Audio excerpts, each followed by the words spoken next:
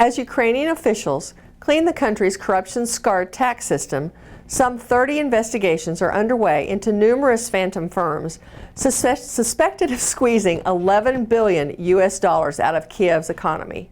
When police tried to visit the Kiev office of the company Mistral, they found a huge hole in the ground, the foundation of an apartment complex to be completed next year.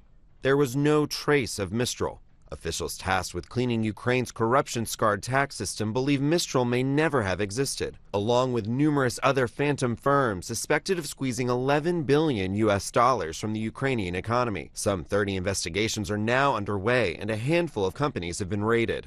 Essentially, the scheme was about the fake contracts over the goods which did not exist, or services which were not provided.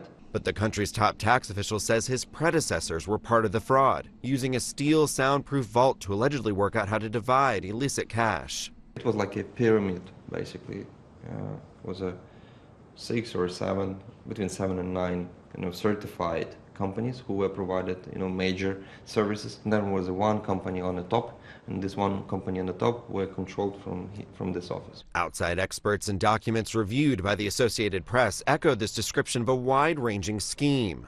They are living really like rich people, rich men. They're having designs inside those houses which cannot be afforded by just rich people in Europe. So and then you ask yourself where the money come from.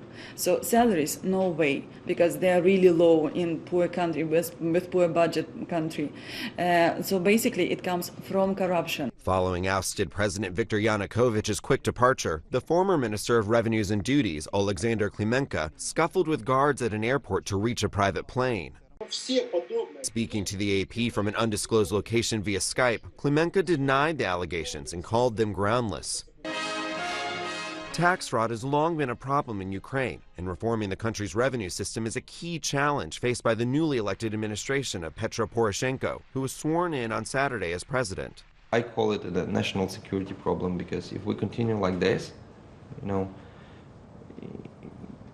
the budget deficit will basically kill us, in a year or 2 year time. For now, Ukraine's budget is being held together with the help of a $17 billion IMF loan package. In the past 5 weeks, authorities say they have shut at least 30 phony firms across the country. But despite the departure of former staff, there have been no mass firings at the tax ministry. Matthew Burgoyne, Associated Press.